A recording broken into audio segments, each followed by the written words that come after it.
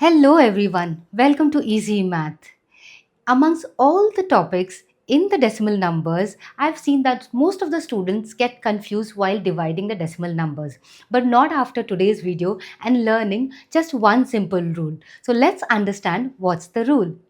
So when we divide decimal numbers, there can be a maximum of three combination of different numbers.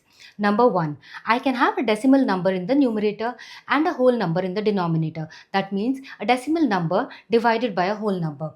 Number two, a decimal number divided by a decimal number, such as 8.4 divided by 0.2, wherein both the dividend and the divisor are decimals. Number three, a whole number divided by a decimal number. That example, 15 divided by 0.3. So let's understand all these and examples along. There's just one simple rule which you have to remember while doing decimal division questions, which is the divisor or the denominator should not be a decimal number. That ways, when you remove the decimal from the divisor or the denominator, there is no confusion about placing the decimal point and you will get your answers right. Therefore, in all these three combination of questions, you don't have to remember these combinations. The only rule you have to remember is your denominator or the divisor should not be a decimal number. Let's understand this rule with the help of few examples and with the combinations. Combination number 1. I have decimal number in the numerator and whole number in the denominator. When I have a whole number in the denominator, there is no need to do anything. You already have a whole number in the denominator. You will simply do the long division as you do the long division for the whole numbers. Let's see how. 12.6 divided by 3. Now we will divide as we do the long division. 3 times 4 is 12. The difference here is 0. And when I bring down the 6, there is a decimal point. So I will put the decimal in my quotient and bring down the 6. 3 times 2 is 6. Therefore, and the remainder here is 0. So the answer for 12.6 divided by 3 is 4.2. And this division becomes just like the normal whole number division. Now, combination number 2, wherein I have a decimal number in the numerator and a decimal number in the denominator. So, the only rule you have to remember is, yes, that the denominator or the divisor should be a whole number. And how do we do that? You have to multiply by powers of 10 to remove the denominator and make the equivalent fraction. Let's take the example here. It is 8.4 divided by 0.2. In order to have the whole number in my denominator or to make the divisor as a whole number, I'll multiply by powers of 10. Now, which power of 10 will I multiply by? Here, I have just one digit after the decimal point. So, I'll multiply by 10 in the denominator and multiply by 10 in the numerator. Why am I multiplying by 10 in the numerator? Because I have to make an equivalent fraction and I cannot just multiply 10 in the denominator. Now, when I multiply by 10 in both numerator and denominator, I get 84 over 2 or 84 divided by 2.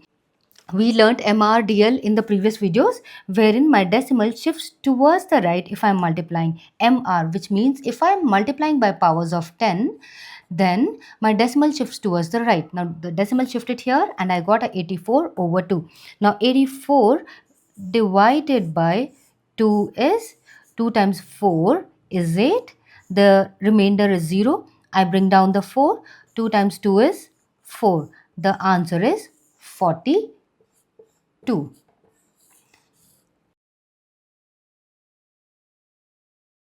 Now, combination number 3.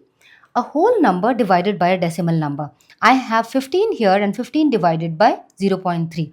Now the divisor or the denominator is a decimal number, and the rule which we have to remember every time is that the denominator or the divisor should be a whole number. So again, I will multiply by 10 in the numerator and denominator so that my denominator becomes a whole number. I'll multiply this by 10, multiply this by 10. This becomes 150 over 3. Now 150 divided by 3. 3 times 5 is 15.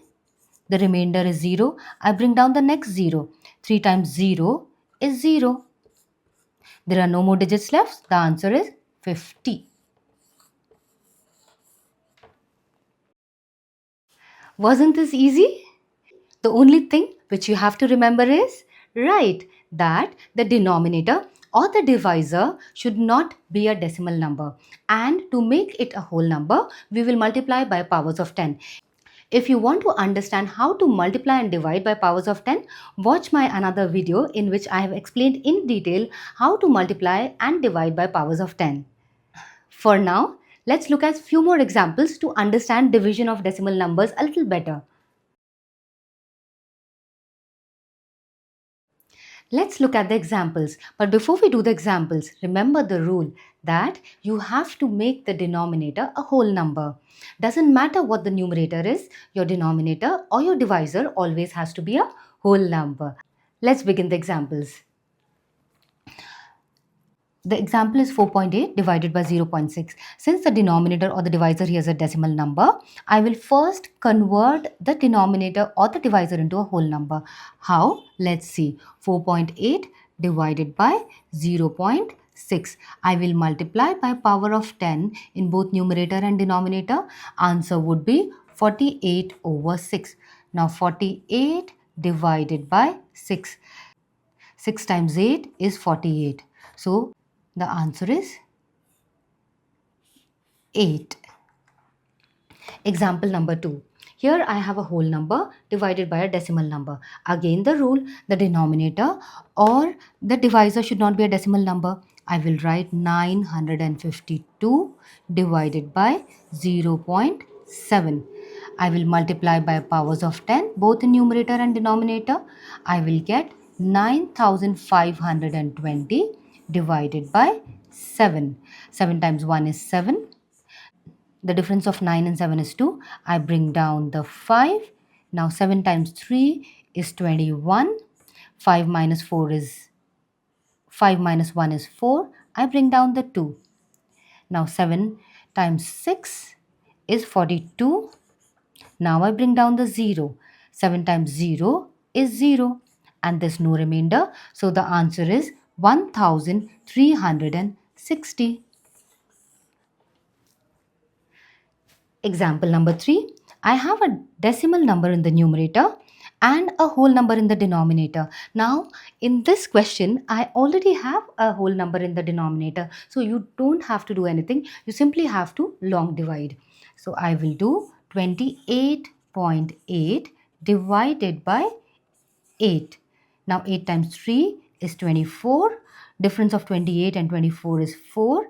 I'll bring down the 8. But when I'm bringing down the 8, there is a decimal. So I will put the decimal and then I will bring the decimal digit after the decimal. Now 8 times 6 is 48. There's no remainder and the answer is 3.6.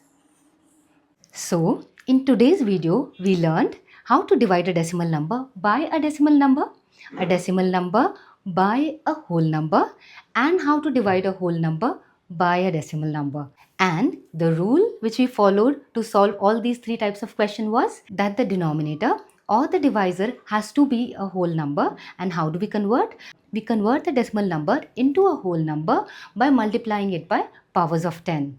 If you have any doubt regarding how to convert a decimal number to a whole number, watch my video on multiplying and dividing by powers of 10.